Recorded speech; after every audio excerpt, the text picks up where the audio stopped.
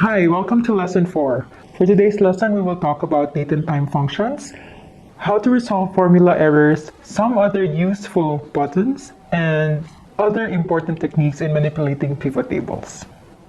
For this part, we will learn about date and time functions. Date and time functions allow us to perform operations on Excel date and times. For instance, we can calculate the number of days or months or years between two dates. For this exercise, we will use our call center dataset with the following fields. Our first functions would be now and today. This allows us to show the date today. Now, this is how we write this, and today. Only difference is that today shows us the date only, while now would show you the date and time. It actually depends on the formatting of your cells as well. Our next functions are date, month, and year. The output of date, month, and year are numeric values. So day would give us 1 to 31, which is our days of the month. Month would give us 1 to 12, which is our months of the year. And the year is the actual year itself.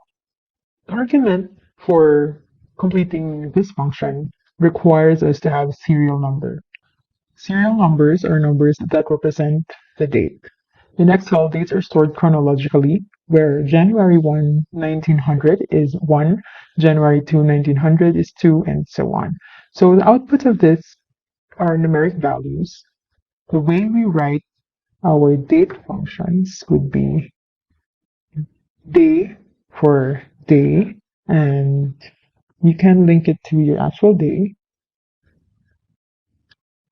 While for month, we will use this function, and year,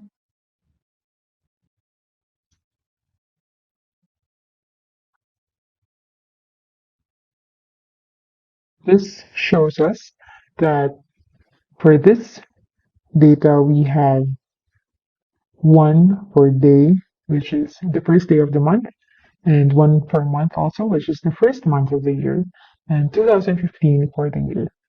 Let's try to check the last data we have here, which is March 31, 2015, and we have extracted 31 for the day, 3 for month, and 2015 for the year.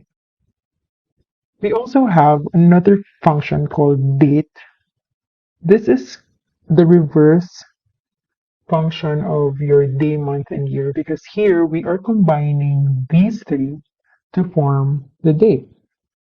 So, for example, you have your year, and then the month, and the day to form your day. This is useful when you have different columns for your day, month, and year. For example, you don't have the original date, then you can use the date function. Another way to use your date function is to actually write your numbers within the function. For example, we have here 2022, and my month is August, and my day is 12.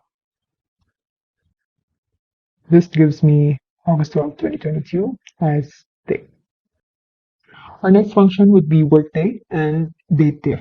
Workday is like asking Excel what date will be, let's say, 15 days from now.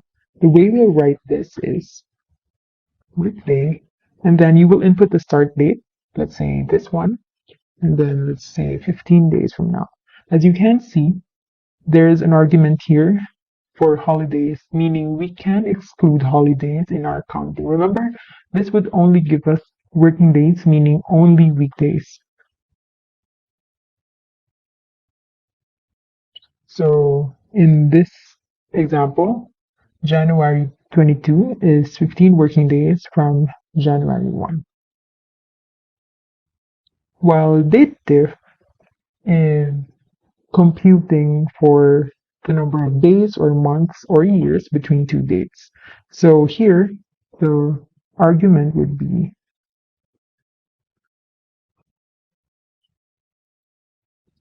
the start date, the end date, and then the unit, which allows you to indicate if you want to compute for days or months or year. So the convention would be D for days, M for months, and Y for years. So here we see there are 21 days between January 1 and January 22, 2015. That's how we use workday and date. Now let's proceed with our time functions. Actually, this is like our day functions, but instead of writing day, month, and year, we will write second, minute, and hour. So let's try it here. For second, we will use this. The serial number is the same here. And here we can see that the output is 58 because in our data, it's 9, 12, 58. So seconds is 58. Let's try minute. This is 12. And for hour,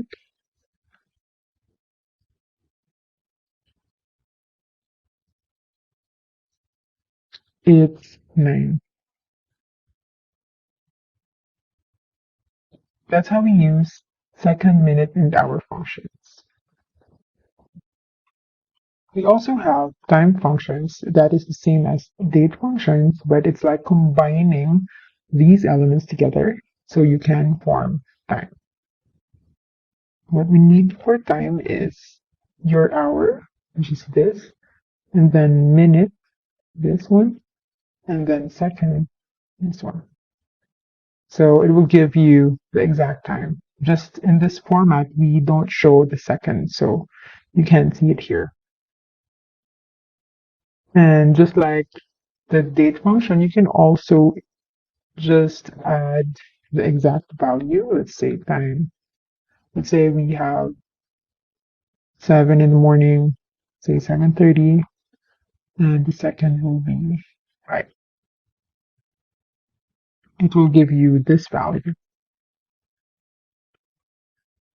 That's how we use second, minute, hour, and time function.